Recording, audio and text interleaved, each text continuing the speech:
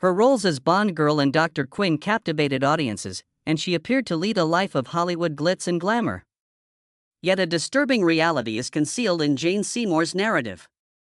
In the midst of the paparazzi and red carpets, she felt her world crumble around her. She lost her house, her money, and almost her job. She seriously considered the possibility that Hollywood had permanently barred her at her lowest point. How did a shining star from her generation overcome a tragic setback and come back even stronger? The famous Jane Seymour's mother was a London native. Her name was Joyce Penelope Evelina Frankenberg. She was the daughter of a physician and a nurse, and she always wanted to be an actress, but nobody could have foretold how big her career would get. The 1973 film Live and Let Die, in which she co-starred with Roger Moore as Solitaire, was her breakout role. She went from unknown to one of the most famous Bond ladies in an instant.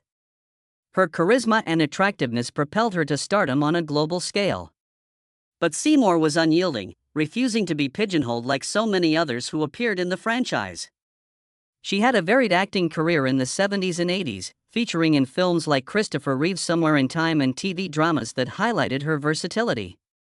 She played Dr. Michaela Quinn on Dr. Quinn Medicine Woman in the early 1990s. After 6 seasons, the show went on to become a huge hit around the world, making Seymour a household name. It appeared, from the outside, that she had realized every actor's fantasy. Acclaim from critics, financial success, and the respect of millions. On the other hand, Seymour was going through a tough time behind the glossy facade. She was emotionally drained by her own life's failed marriages and betrayals.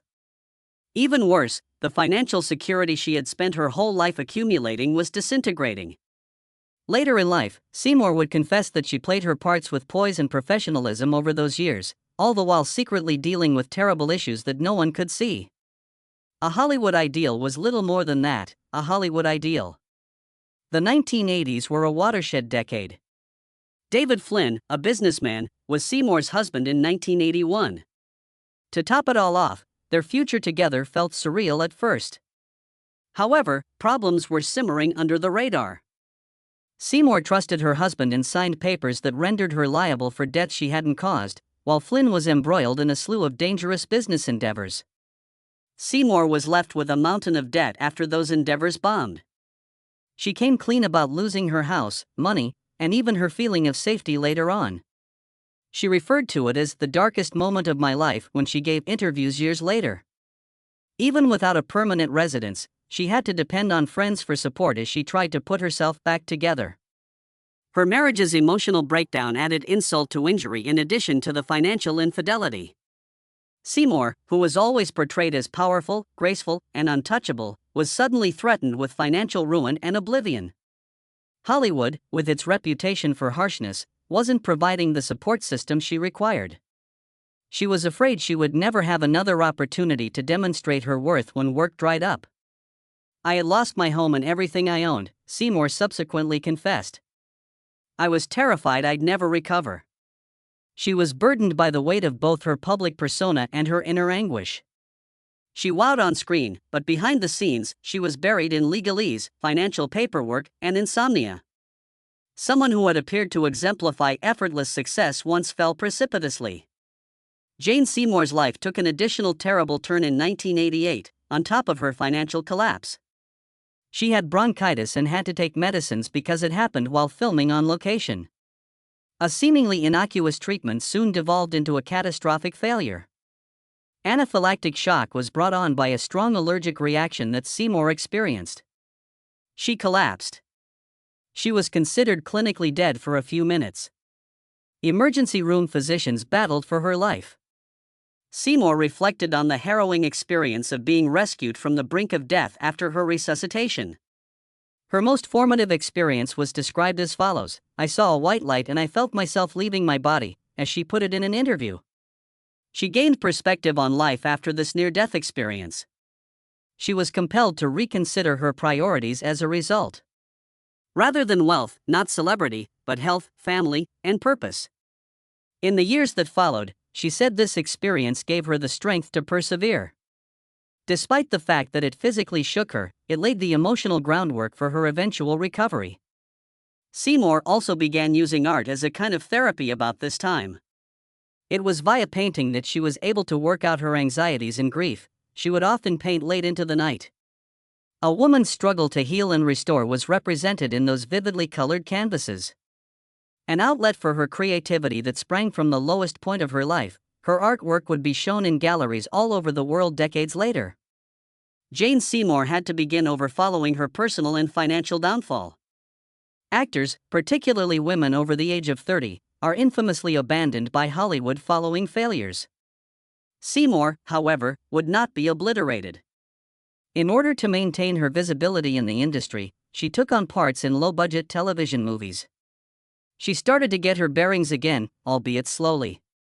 Her doggedness in embracing television, a medium that many cinema performers of the era shied away from, was the decisive factor. This was Seymour's opportunity for atonement, she thought. Her 1993 film Drive Quinn Medicine Woman starring Dr. Michaela Quinn was her big break. Over the course of its 6 seasons, the show became an unexpected hit, attracting millions of viewers weekly. Seymour saw the concert as more than simply a professional resurgence, it was his redemption. It helped her get back on her feet financially, repaired her damaged reputation, and showcase her acting chops. In addition to solidifying her place in television history, the role garnered her a Golden Globe. The responsibility of being a mother also fell hard on Seymour's shoulders during this time. She found stability and a reminder that her value was not contingent on her success in Hollywood while she was raising her children. She frequently said that her family was her rock, the thing that held her up when she felt like giving up. The resurgence of Jane Seymour's career and reputation in the 90s were monumental events. Her remarkable recovery from a financial disaster and near-death experience was widely recognized in Hollywood. People in the industry who had previously disregarded her started contacting her again, and she was suddenly swamped with work. Her reputation took a turn for the better with her performance in Dr. Quinn Medicine Woman. She had outgrown her role as the glitzy Bond girl of yesteryear. On the contrary, her portrayal of a courageous and caring female doctor in a patriarchal frontier town made her a household name among families. A large number of admirers contacted Seymour directly in response to this change. She frequently mentioned the messages she received from people who expressed how her role encouraged them to become doctors or to confront personal struggles. The general populace had a very favorable impression. People saw her for more than just her acting chops. It was clear to them that she had managed to stay alive. A woman who has the strength to persevere in the face of insurmountable obstacles. The Golden Globe she received for her role as Dr. Quinn was more than just an acting accolade. Her resiliency was validated.